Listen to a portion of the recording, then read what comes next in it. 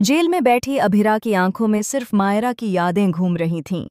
वह खुद से बार बार यही सवाल कर रही थी कि क्या सचमुच वह मायरा के लिए कभी अच्छी मां बन पाई। उसका दिल पछतावे और दर्द से भरा हुआ था। जेल की सलाखों के पीछे बैठकर जब उसने मायरा का चेहरा याद किया तो उसकी आंखें नम हो गईं।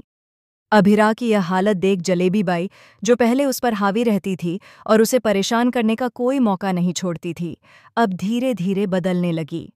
वह सोच भी नहीं सकती थी कि अभिरा जैसी सीधी-सादी लड़की इतनी टूटी हुई और दर्द से भरी हो सकती है। शायद इसी वजह से अब उसका दिल भी पिघलने लगा था। उस रात जब सारी कैदी महिलाएं अपने अपने कोनों में सोने लगीं, अभिरा चुपचाप बैठी रही। उसकी आंखों में आंसू थे और होंठों पर सिर्फ मायरा का नाम।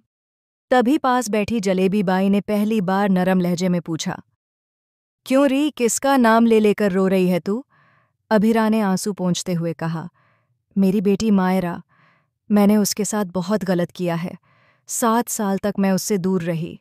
मैंने सोचा था जब दोबारा उसके करीब जाऊंगी तो सब कुछ ठीक हो जाएगा, लेकिन किस्मत को शायद मंजूर नहीं था। मैं चाहकर भी उसके लिए वो माँ नहीं बन पाई जो उसे चाहिए थी। आज वो मेरी सबसे बड़ी कमजोरी और सबसे बड़ा गिल्ट बन गई है। जलेबी बाई हैरान रह गई। जेल में रहते हुए उसने कई औरतों की कहानियां सुनी थीं, लेकिन पहली बार किसी माँ का इतना दर्द देखा था। उसने धीरे से कहा, माँ कभी गलत नहीं होती, गलती हालातों की होती है। तू खुद को क्यों कोस रही है? अभिरा की आंखें और भर आईं। उसने भारी मन से जवाब दिया, अगर माँ कभी गलत नहीं होती तो आज मायरा को मेरी कमी महसूस ही क्यों होती? जब उसे मेरी सबसे ज्यादा जरूरत थी तब मैं उसके पास नहीं थी। पहले 7 साल की दूरी और अब ये जेल की सलाखें। मैंने हमेशा वही खोया जो मेरा अपना था। मैं सोचती हूँ, अगर मायरा मुझे एक दिन माँ कहकर गले लगाएगी तो शायद मेरा ये गुनाह माफ हो जाएगा, लेकिन जब तक मैं इस जेल से बाहर नहीं निकलती तब तक ये मुमकिन नहीं। जलेबी बाई के चेहरे पर पहली बार खामोशी छा गई। उसने महसूस किया कि जेल में रहते रहते वह खुद तो पत्थर दिल बन गई थी, लेकिन अभिरा की मासूमियत और सच्चाई ने उसके दिल के बंद दरवाजे खोल दिए थे। उसने धीरे से कहा, सुन, खुद को इतना मत कोस। तू देखना, तेरे लिए भी रास्ता खुलेगा। भगवान सब देखता है। तेरी सच्चाई तेरी बेटी तक जरूर पहुंचेगी। इधर बाहर पोदर हाउस में भी माहौल शांत नहीं था। मायरा अपनी माँ से दूर होकर बेहद परेशान थी। वह हर वक्त यही सोचती रहती थी कि आखिर उसकी माँ ने ऐसा क्या किया कि उसे जेल में जाना पड़ा। अरमान भी लगातार कोशिश कर रहा था कि किसी तरह सबूत जुटाकर अभिरा को जेल से बाहर लाया जाए, लेकिन हर बार उसके हाथ में नाकामी ही लगती। अरमान के दिल में दोहरी जंग चल रही थी। एक तरफ वह मायरा के लिए मजबूत बनना चाहता था और दूसरी तरफ वह अभिरा की बेगुनाही साबित करने के लिए लड़ रहा था।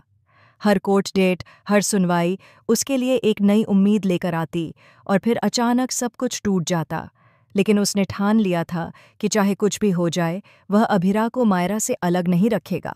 जेल के अंदर अभिरा हर रात मायरा की याद में जागती रहती।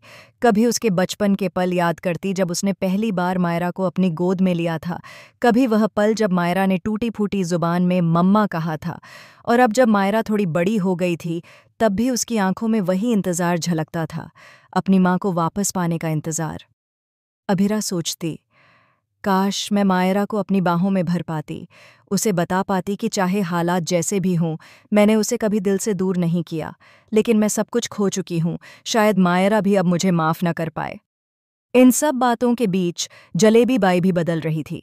उसने पहली बार महसूस किया कि इंसान चाहे कितना भी कठोर क्यों न हो, माँ बेटी का रिश्ता सबसे मजबूत होता है। उसने तय कर लिया कि अब वह अभिरा का साथ देगी, चाहे जैसे भी।